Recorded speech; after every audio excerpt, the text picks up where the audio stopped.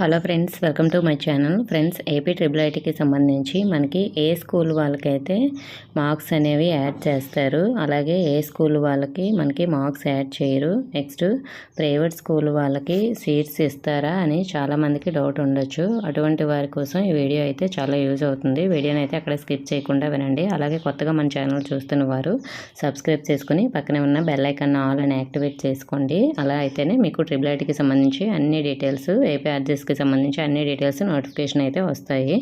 ఇప్పుడు మరి టాపిక్లోకి అయితే వెళ్ళిపోదాం. ఫ్రెండ్స్, మనకి ట్రిపుల్ ఐటీకి సంబంధించి మనకి 10th క్లాస్లో వచ్చే మార్క్స్కి మళ్ళీ కొన్ని స్కూల్ వాళ్ళకి మార్క్స్ యాడ్ చేస్తారు. అది ఏ స్కూల్ వాళ్ళకంటే జెడ్పీ హై స్కూల్స్లో చదివిన స్టూడెంట్స్కి, నెక్స్ట్ మున్సిపల్ స్కూల్స్లో చదివిన స్టూడెంట్స్కి, నెక్స్ట్ మోడల్ స్కూల్లో చదివిన స్టూడెంట్స్కి, అలాగే నాన్ రెసిడెన్షియల్ స్కూల్లో చదివిన స్టూడెంట్స్కి మార్క్స్ అనేవి యాడ్ చేస్తారు. ఎన్ని మార్క్స్ యాడ్ చేస్తారంటే ఒక 24 మార్క్స్ అలా యాడ్ చేస్తారు ఈ స్కూల్లో చదివిన వాళ్ళకి. అంటే ఇప్పుడు ఫర్ ఎగ్జాంపుల్ మీకు 10thలో ఒక 550 మార్క్స్ వచ్చాయనుకోండి.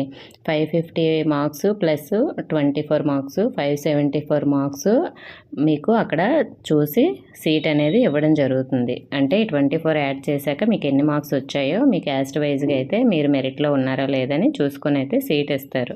మరి ఏ స్కూల్ వాళ్ళకి మార్క్స్ యాడ్ చేయరంటే ప్రైవేట్ స్కూల్లో చదివిన స్టూడెంట్స్కి ఈ 24 మార్క్స్ అనేవి యాడ్ చేయరు. నెక్స్ట్ మనకి రెసిడెన్షియల్ స్కూల్లో చదివిన స్టూడెంట్స్కి కూడా ఈ 24 మార్క్స్ అనేవి యాడ్ చేయరు. నేను ఫస్ట్ చెప్పిన స్కూల్ వాళ్ళకి మాత్రమే మార్క్స్ అనేవి యాడ్ చేస్తారు. సో మరి వీళ్ళకి 10thలో ఎన్ని మార్క్స్ వచ్చాయో అన్ని మార్క్స్ మిగతా 24 మార్క్స్ యాడ్ చేసిన స్టూడెంట్స్ కన్నా మెరిట్లో ఉంటేనే వీళ్ళకి సీట్ అనేది వస్తుంది. అంటే ఇప్పుడు నేను చెప్పాను కదా, గవర్నమెంట్ స్కూల్లోన కొన్ని స్కూళ్ళు, ఆ స్కూల్లో చదివిన స్టూడెంట్స్కి 550 వచ్చాయి అనుకుందాం.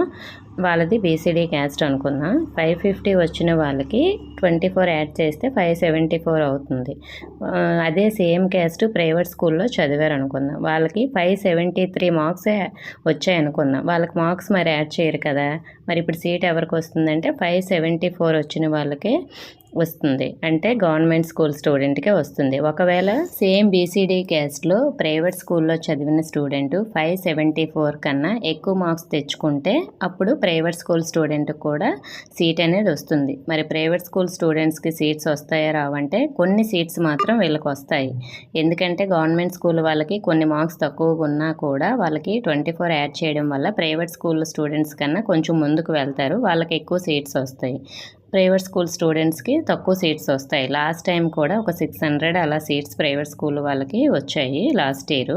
సో ప్రైవేట్ స్కూల్ స్టూడెంట్స్కి కూడా సీట్స్ అయితే వస్తాయి, కానీ కొంచెం తక్కువ ఛాన్స్ ఉంటుంది. గవర్నమెంట్ స్కూల్ వాళ్ళకి తక్కువ మార్క్స్ వచ్చినా కూడా మార్క్స్ యాడ్ చేయడం వల్ల కొంచెం వీళ్ళకి ఎక్కువ ఛాన్స్ అయితే ఉంటుంది. సో మనకి సీట్స్ అయితే ఈ విధంగా ఫిల్ చేస్తారు.